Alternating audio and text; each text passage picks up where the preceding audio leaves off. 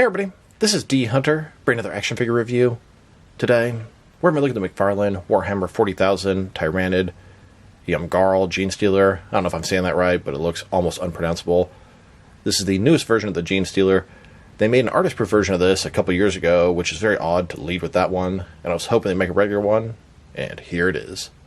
I got this guy at Target, so let's take a look at the packaging. As you can see at the top, Warhammer 40,000, McFarlane Toys, ages 12+.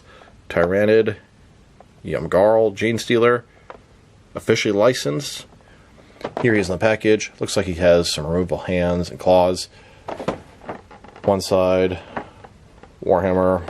Other side, Tyranid Genestealer.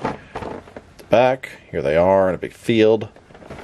At the bottom, there is the barcode, if that helps anybody. So with no further ado, let's open them up. And I did end up getting 2 of these figures. Why? Well, it's a crazy monstrous alien thing, and you could never have too many of those. But I got 2 of each of the Genestealer, so I wanted to stay consistent with this guy. And when I found out they're making this guy, I decided to get 2 of the unpainted artist-proof versions from Amazon. Got a really good deal on some damaged packaging, and bam, here we are. Alright, now that we got this figure out of the package, here he is with all his accessories laid out. We have a display stand, a collector's card, a couple extra arms for the other side, and then some alternate hands for those arms. Before I take a look at that, let's talk about it and check out the figure. So this is how we came in the package. Kind of a cool pose. Scrunched like this. He doesn't have the other arms attached in order to fit the package. So first thing I'm going to do is put them fully together. So here he is fully assembled. This is the Ymgarl Tyranid Genestealer. They're vicious creatures with their teeth, their claws, etc. They have sort of a hive mentality. They can communicate via telepathy. And overall, just some nasty, vicious, creepy-looking creatures. And that is what appealed to me about these guys. I like the original Tyranid Genestealer, and this Ymgarl version is almost even creepier. I usually put them with my alien collection, but they serve a lot of different purposes. A different creature Wayland Yutani made. They can be white Martians in my DC universe versus Martian Manhunter. And overall, just a really cool looking figure. So let's take a look. As you can see, it has predominantly white skin, some pink highlights. Head has a little bit more pink, but it has this purple stuff here. The back, the spines, very well done. The coloring really pops. It's got the pink skin between the purple sort of, I don't know, exoskeleton or whatever you want to call it. He's got 4 arms, which is very unique. These sharp red claws. Looks like we have some sort of double jointed elbows. Just the paint detail is fantastic, and the sculpt. Look at that guy. His neck, his head, white eyes, red around him. All this junk just hanging out of his mouth area. It looks just really, really creepy and weird. I like it. He has a tail, which they designed it. Kind of looks like a penis there. Red nails on his feet and his hands. All of his hands. It does share a lot of pieces with the Genestealer, but there's a few unique parts as well. And a closer look at his face and head sculpt. Weird. Well done. Love it. And here's the figure, broken down as far as he can go, with all of his removable parts detached. Now for his accessories. And let's start off with the boring stuff. Here's his display stand, a typical McFarlane stand we've seen a million times before. It's a black circle, it's thin, it's basic, it says Warhammer 40k in the bottom. Here's his collector's card. Okay, that's something new. Warhammer figures come with collector's cards. I guess that explains the $10 price increase. Sigh. Well, as you can see, it's a big battle with Tyranid Genestealers. On the back, there is a description. If you want to read that, pause now. Now let's look at his hands. He has a total of 4 of them, 2 left hands and 2 right hands. And one set of hands has this giant sort of blade or spike in it. Here he is, with the regular hands attached. They've got long nails or claws. And the detailing is pretty nice. I mean, just look at that. Quite a bit different than those hands.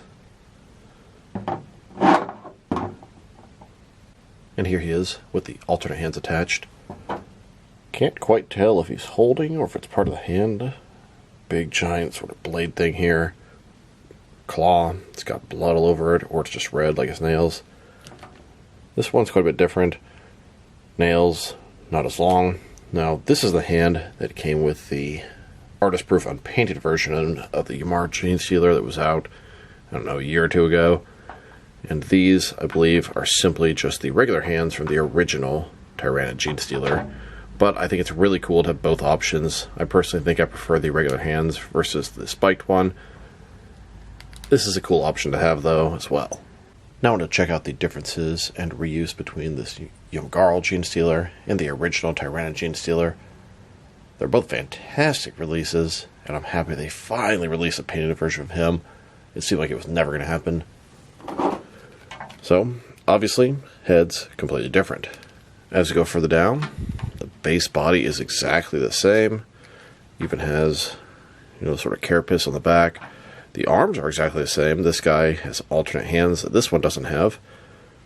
Really, everything is exactly the same on these two, except for the head and a considerable different paint job. God, look at those guys. They both look fantastic. Now that I've taken a pretty good look at the figure, his accessories, and reuse, let's check out his height. And the height is kind of subjective because he can stand a bunch of different ways. As he is standing right now, standing right at 7 inches tall, which can translate to just under 18 centimeters. How it was before is about his most natural pose, but he can be a little bit taller and considerably shorter as well. Not to mention that you can have him crawling on all fours, or all sixes as well. And for his articulation, starting with this head, it's on a ball joint, can rotate from side to side. He can look up and down a pretty significant amount, can tilt his head from side to side at least a little bit. Shoulders on a ball joint, goes out way more than 90 degrees. I mean, look at that thing. Up, down, around.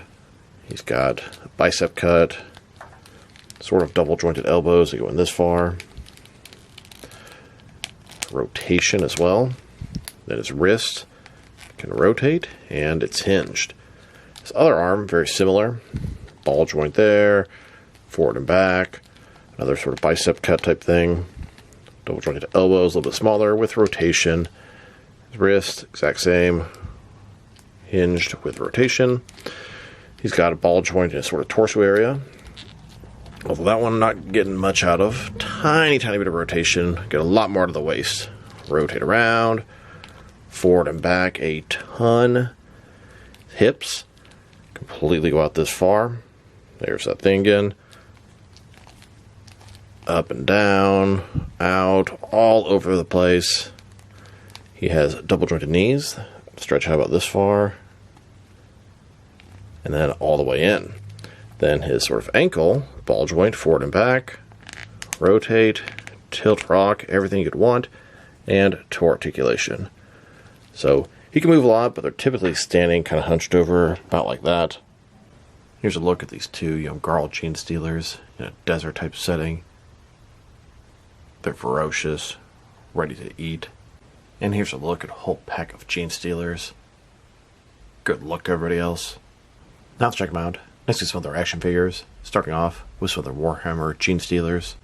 As you guys know, I got two of these Ymgarl Tyranid Genestealers. Excellent variant. And here they are, next to a couple of the unpainted artist-proof Ymgarl Genestealers. Then, with a couple of the regular Tyranid Genestealers. Then, with a couple of the Platinum Chase variants of the original Tyranid Genestealer. Here's my entire collection of McFarlane Warhammer 40k Genestealers. It's an army. Now let's check them out. Next is some more Warhammer figures. Here they are next to the Platinum Chase version of the Sarita's Battle Sister. And here they are next to the Warhammer Mega figure Ymgarl. Then, with a couple of Necron flayed ones, both the regular and Platinum Chase versions. And now, with a Warhammer Trader Guard. And finally, with a couple of Warhammer Veteran Guardsmen. And not only are these some good Warhammer figures, but they can double up as DC White Martians, sort of enemies of Martian Manhunter. McFarlane has made 3 different Martian Manhunter figures. They all fit in pretty good with these Genestealers. In addition to that, they can triple up into your alien collection. I like to put them with my White Aliens Here they are next to a couple of NECA Neomorphs. I have 3 different sizes of the Neomorph. Small, medium, large. It's almost like the life cycle leading up to an adult Tyranid Genestealer. Here they are next to a couple of white, big chap type aliens. And finally, with a couple of white, rigid head Xenomorphs. Now let's check them out next to some action figures from different various companies, so we can see how they fit in, both scale and style-wise, in case you want to know which lines you can mix them with. Since they're McFarlane toys, they're typically the 7-inch scale. I'm going to start off my comparisons with some of the larger action figure lines I collect, and work way smaller. But first, let's check them out with some of their McFarlane Toys brothers. In front of you are 5 different action figure lines, all from McFarlane Toys, all 7-inch scale. And now, with some Jack-specific wrestling figures, and some DST or Diamond Select toys. Here they are, next to a container of garlic salt. And here they are, with some DC Direct and NECA figures. Then, with both some Mattel and Jazzwares wrestling figures. And now, with some Mezco and Mattel DC figures. Next, with some Mafex and Hasbro Marvel Legends. And finally, with some SH Figure Arts and some Jazzwares Fortnite figures. So these Ymgarl Tyranid Genestealers are very nice. They're grotesque, they're cool, sculpt is excellent, paint job's fantastic, articulation is good, could be a little better, but they're not your traditional action figure. Their accessories, they have the swappable hands with the blades, or the spike, whatever. It's pretty cool. It's nice to have different options with them. They don't really have any other accessories. Like I said, sculpt, tremendous, but it is pretty much 90% reuse from the original Genestealer. Paint job, also fantastic. Looks really good, looks grotesque, alien. They do have some trouble standing. Once you give them the sweet spot right there, try to keep their feet the same way. I had a really hard time getting all 8 of those guys to stand up next to each other. Man, that took forever. You can also put them on all 4s, you can lean up against something. There's a lot of different options there. They can definitely stand flat on their feet, but it can be a little bit rough. If I were to rate these guys, I'm going to give these guys a 7 out of 10. I do think the original version of the Tyranid Genestealer is my favorite.